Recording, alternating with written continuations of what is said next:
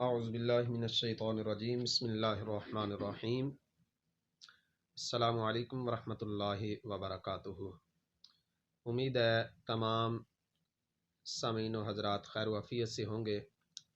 آج ہم بچوں کی تربیت کے سلسلہ کے اندر ایک نئے سلسلے کا آغاز کر رہے ہیں۔ اس سلسلہ کے اندر ہم بچوں کی تربیت پہلے دن سے کرنا سیکھیں گے۔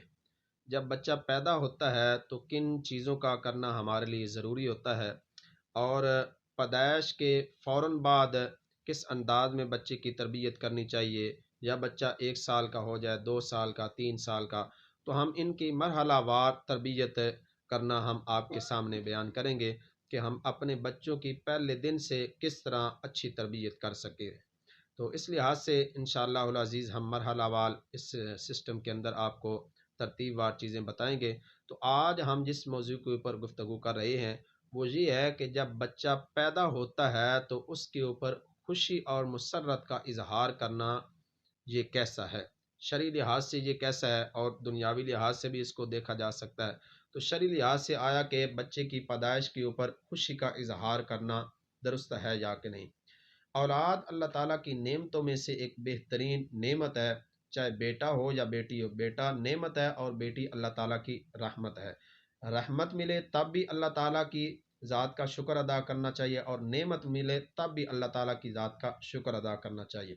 اللہ رب العالمین قرآن مجید فرقان حمید میں ارشاد فرماتے ہیں، لَإِن شَكَرْتُمْ لَأَزِيدَنَّكُمْ وَلَإِن كَفَرْتُمْ إِنَّ عَذَابِي لَشَدِيدٌ۔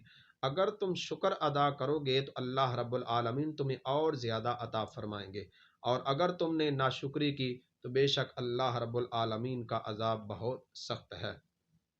اللہ رب العالمین نے شکر ادا کرنے والوں کو اور زیادہ دینے کا یہ اعلان کیا ہے۔ تو جو بندہ نعمت کے ملنے کے اوپر خوشی کا اظہار کرتا ہے تو گویا وہ رب کی بارگاہ میں یہ شکر ادا کر رہا ہے کہ یا رب العالمین تو نے مجھے نعمت سے نوازا ہے، ہم اس کے اوپر تیرا شکرانے نعمت ادا کرتے ہیں۔ تو یہ اللہ رب العالمین کے حکم کے عین مطابق ہے، اور اللہ کی بارگاہ سے اور زیادہ نعمتوں کے ملنے کی بندے کو بشارت ملتی ہے۔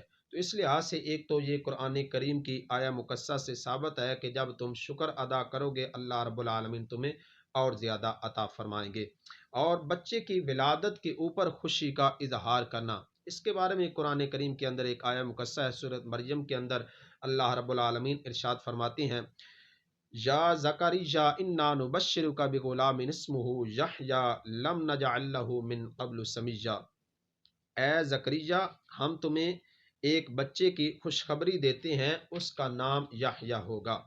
اس کا نام یحییٰ ہوگا، ہم نے اس سے پہلے اس نام کا کوئی بچہ پیدا نہیں کیا ہے، اس نام کا کوئی بھی آج تک نہیں بندہ ہوا ہے۔ تو اس لحاظ سے حضرت یحییٰ علیہ السلام کی پیدائش کے اوپر حضرت زکریا علیہ السلام کو اللہ رب العالمین نے یہ بشارت دی اور خوشخبری دی، اور مبارکباد کے انداز میں یہ بتایا جا رہا ہے کہ اللہ رب العالمین تمہیں خوشخبری یہ سناتا ہے، اور بچے کی ولادت کے اوپر خوشخبری سنانا، مبارکباد دینا اللہ رب العالمین کی یہ بھی سنت مبارکہ سے ثابت ہے۔ ظاہری بات ہے قرآن کریم میں رب العالمین نے اللہ کے نبی ہیں انہیں یہ خوشخبری دی ہے، تو اس کا مطلب ہے کہ بچے کی پیدائش کے اوپر خوشی کا اظہار کرنا اور اس کی خوشخبری دینا یہ قرآن کریم کے مطابق ہے۔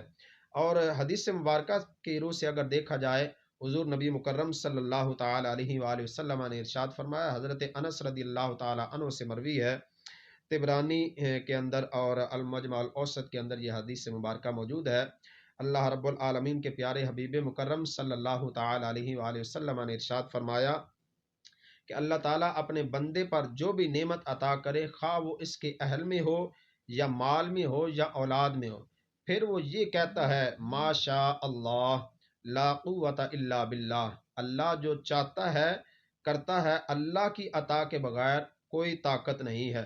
تو ان نعمتوں میں سے اس کے لیے کوئی مصیبت نہیں آئے گی سوائے موت کے۔ موت تو ظاہری بات ہے آنی ہی ہے، تو موت کے علاوہ اس کے اوپر کوئی مصیبت جو ہے وہ نہیں آئے گی جو بندہ یہ کہہ لیتا ہے ما شاء اللہ لا قوت الا باللہ۔